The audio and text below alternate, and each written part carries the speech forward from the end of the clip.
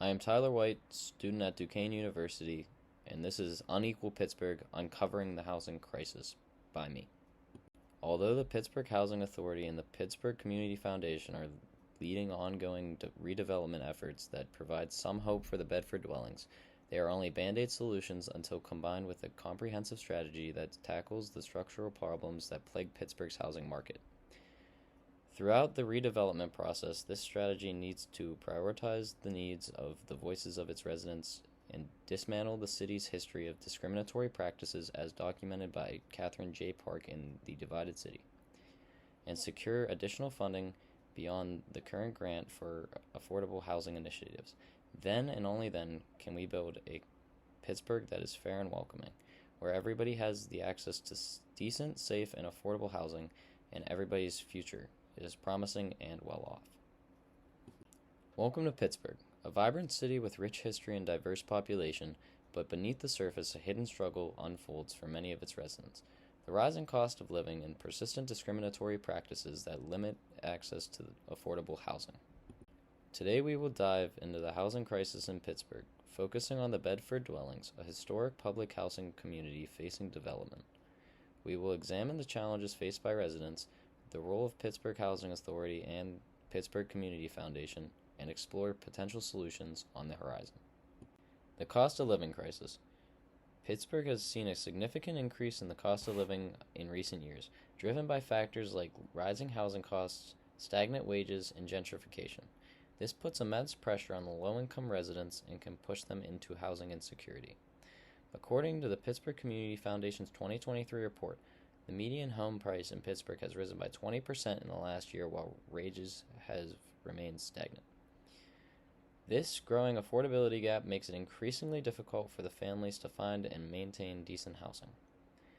And I quote, "The cost of living is out of control. I work 2 jobs, but I still struggle to afford rent and put food on the table." Sarah Williams, a resident living in Pittsburgh. Anyone looking to buy a home right now is facing a double challenge amid the Federal Reserve's efforts to slow inflation. According to a new report, the impact of rising interest rates on new mortgages has put home ownership beyond the reach for many. The average 30-year fixed mortgage is now higher than 7%, which means that for somebody who has a non-fixed mortgage or a new mortgage, that's going to add hundreds of dollars to monthly payments. Homeowners who may have locked in lower interest rates in the past are now, as a result, hesitant to sell. That means less inventory, which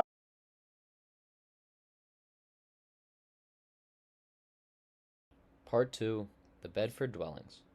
Located in the heart of Pittsburgh's Hill District, the Bedford Dwellings represent both the changes and opportunities in addressing the housing crisis. Built in 1941, the Bedford Dwellings are the oldest public housing complex in Pennsylvania and home to over 500 low-income residents. However, the complex has faced years of neglect and disinvestment, leading to deteriorating infrastructure and inadequate living conditions. Fortunately, though, the Housing Authority of the City of Pittsburgh recently secured a $50 million Choice Neighborhoods Initiative grant to revitalize the Bedford dwellings.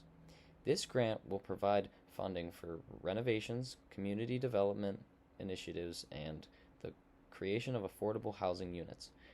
This grant is a game changer for the Bedford dwellings. It will not only improve the living conditions for residents, but also revitalize the whole Hill District community, said Castor Binin, the Executive Director of the Housing Authority of the City of Pittsburgh. Part 3. Addressing discrimination. While the redevelopment of the Bedford dwellings is a positive step, addressing the broader housing crisis requires tackling the issue of discriminatory practices.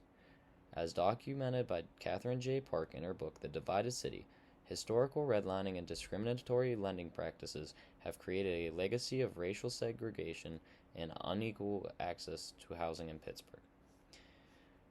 To address this issue, the city must invest in programs that promote fair housing, provide support for low-income residents facing eviction, and enforce anti-discrimination laws. And I quote, "We cannot solve the housing crisis without addressing the root causes of inequality. We need to ensure that everybody has access to safe, affordable housing regardless of their background." That was from a community activist who shall remain anonymous. But off it, not so much. Hey, you want to talk about wealth inequality? Oh, another time. We'll catch you later. So We got some free pie here. Free pie? we turned America's economic pie into a real one This is the American pie. and found a lot more people willing to address a simple question. Who gets what? We have 5 plates. Alrighty. This represents everybody in America. Okay. So you've got your wealthiest 20% all the way down to your poorest 20%. And that is the American pie. The pie itself represents about $98 trillion of household wealth in America. We asked people to dole it out as accurately as possible. I guess start off with 2 slices. On the Here? wealthiest? Okay. Yeah. How many pieces of the pie would you put on the middle class? Put 4. 4. All right. That's the middle class. Let's do half a piece to the poorest. Like right in the middle there? Yep. Okay. Perfect. So we're gonna have to move some of the wealthiest to the lower class. How much? 2 pieces. To the lower middle? Lower Okay. middle class. Okay. So can I show you what Yes. reality looks like? Not like this, obviously. Unfortunately not. No one was even close. So it's actually 9 pieces of pie. Wow. Yeah. 90% of the wealth is right here in the top. That's terrible. Now, the upper middle class and the middle class, they share 1 piece. So these guys, they've got about 80% of a piece. They get 20% of a piece. And then the lower middle class, they've got 0.3% of a piece. Yeah, they have some crumbs there. There you go. That's what. Part 4. Empowering residents' voices. The revitalization of the Bedford dwellings represents a critical opportunity to not only improve living conditions, but also to empower residents to become active participants in shaping their community. For years, residents have faced the consequences of decisions made without their input. This lack of agency has further marginalized residents and contributed to a sense of powerlessness. The ongoing redevelopment process must prioritize resident involvement. This includes to establish open communication channels. Regular meetings, surveys, and forums should be held to gather residents' feedback and concerns. Creating resident-led committees. Empowering residents to actively participate in decision-making processes through committees focused on various aspects of the redevelopment plan. Investing in resident leadership development. Providing residents with training and courses to develop their leadership skills and capacity to advocate their needs. Lessons from San Diego's housing crisis, avoiding pitfalls of revitalization. As we embark on the revitalization of the Bedford dwellings, it's crucial to learn from the mistakes of other cities like San Francisco, where rapid development fueled by speculation and tech wealth has led to a devastating housing crisis. Drawing on the research of Heather Oatman Stanford in Demolishing the California Dream and Robbie Shaw in Battling Displacement in San Francisco, we can identify key pitfalls to avoid. Over-reliance on luxury development. Focusing solely on high-end housing products disregards the needs of low-income residents and exacerbates gentrification. Ignoring displacement. Displacement of long-term residents through rising rents and evictions disrupts communities and erases cultural heritage. The loss of community control. The lack of resident engagement in development decisions erodes trust and undermines the very fabric of neighborhoods. By learning from these mistakes, Pittsburgh can assure that the revitalization process is truly inclusive with benefits to all residents. This requires prioritizing affordable housing, investing in a mix of housing options that caters to various income levels, including rent control measures and community land trust.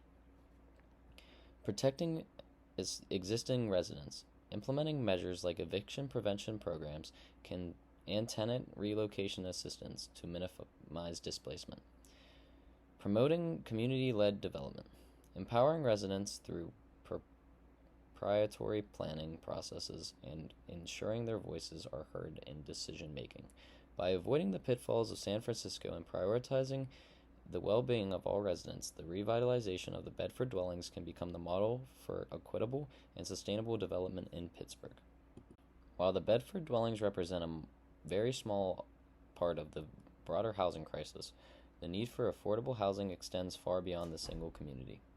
Realizing this, we must adopt a citywide approach that addresses the systematic causes of this crisis, such as zoning regulations, revising zoning laws to encourage the development of a more affordable housing and prevent displacement through gentrification.